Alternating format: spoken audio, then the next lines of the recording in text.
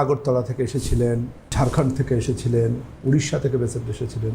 আমার আলাদা আলাদা, বাংলাদেশ থেকে যারা আসেন তাদের জন্য একটা আলাদা অ্যাপয়েন্টমেন্ট দেওয়া হয়, বা যারা ধরুন অন্যান্য ভিন রাজ্য থেকে আসছেন তাদের জন্য একটা আলাদা অ্যাপয়েন্টমেন্টের ডেট দেওয়া হয়। ফ্লাইটের টিকিট সেরকম থাকে যে ওনারা আসবেন সকালে দেখিয়ে বিকেলের ফ্লাইটে যাবেন, এবং তার জন্য ক্লিনিকে খুবই কম অ্যাপয়েন্টমেন্ট দেওয়া হয় যাতে ওনাদেরকে আমি সময় নিয়ে দেখতে পারি।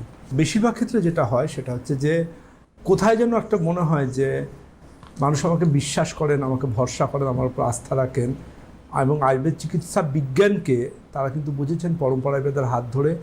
আজকে কিন্তু ভালো থাকা বা সেরে যাওয়া মধ্যে উত্তরণ, যেটা ভালো থাকা থেকে সেরে যাওয়া, এই অনুভূতিটা মানুষ পান। কারণ পরম্পরা আয়ুর্বেদ মানে কিন্তু এখানে কোনো যোগা, ন্যাচুরোপ্যাথি বা ইউনানি নেই, এখানে পুরোটাই শুধুমাত্র আয়ুর্বেদ চিকিৎসা বিজ্ঞান।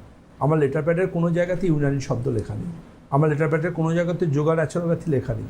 আমার কোনো টিম নেই, মানুষ আমাকে দেখেন, সরাসরি ক্লিনিকে আমাকে দেখান, এবং আমরা বংশ পরম্পরায় সে আয়ুর্বেদ চিকিৎসা বিজ্ঞান মনে করি। আর টিম তো ফুটবলে হয়, ক্রিকেটে হয়, কিন্তু মানুষের কাছে যেটা আপনি বলেন দায়বদ্ধতা, সেই দায়বদ্ধতাটুকু শুধু একজন চিকিৎসকই মেনটেন করতে পারে। একদমই তাই। মানে এই দায়টা কিন্তু এই মানে দায়ভার নিয়ে চলার দায় নয়, এই দায়টা হচ্ছে ভালোবাসার দায়ভার নিয়ে চলার দায়বদ্ধতা।